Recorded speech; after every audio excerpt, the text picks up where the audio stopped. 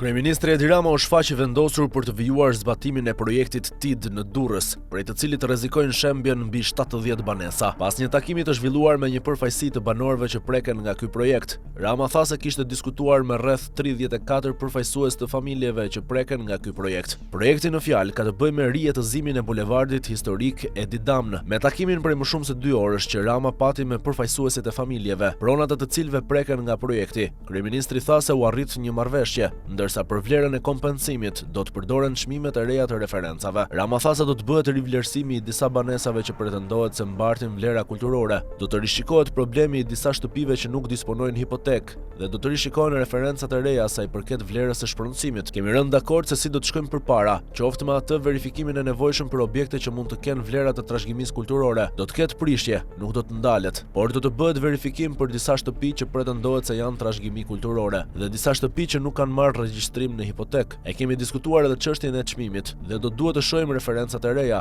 tha Rama. Gjatë kohës që kryeministri u ndal për të dhënë versionin e tij mbi bisedimet, një grup qytetarësh që protestonin përpara bashkisë brorisnin Rama ik, ndërsa kreu i qeverisë nuk i kurseu batutat, duke i cilësuar ata si përfaqësues jo të Durrësit, as të qytetarëve, por të një të rrjedhuri mbi 80 e ca vjeç, që i kanë rrjedhur të gjitha rrugët e arsyes. Ata që kanë hallin me ta kemi folur. Bisedet kanë qenë konstruktive, me opinione të ndryshme. 35 të tjerë atje që nuk përfaqësojnë as qytetin as qytetarët, por vetëm hallin e një 80 e kusur vjeçari, të rrjedhur nga çdo lloj rruge të arsyes, krijojnë situata që janë qesharake dhe që tregojnë se ku është katandisur ajo parti, tha Rama. Pronarët e banesave apo ata që jetojnë te shtëpitë e tyre, që duhet të shemben, janë kundër trajtimit me qira pa arritur dakordsimin e shpronësimit të pronave të tyre. Sipas bashkisë është miratuar në parim vlera financiare e shpronësimit prej 867.776.164 lek për pasuritë pron private që preken nga ky investim. Janë evidentuar 131 pronar privat dhe shtet, për të cilët është caktuar vlera e shpronësimit. Projekti i rijetëzimit të bulevardit historik Edi Damnë, i njohur si TID Durrës, parashikon shpronësimin e 74 familjeve durrësake, i cili sipas zhvilluesve parashikon ta rikthejë qytetin e Durrësit në hartën europiane të destinacioneve kulturore dhe historike, si dhe të ofrojë mundësi përfitimi ekonomik nëpërmjet trashëgimisë së pasur kulturore dhe historike të qytetit për komunitetet lokale.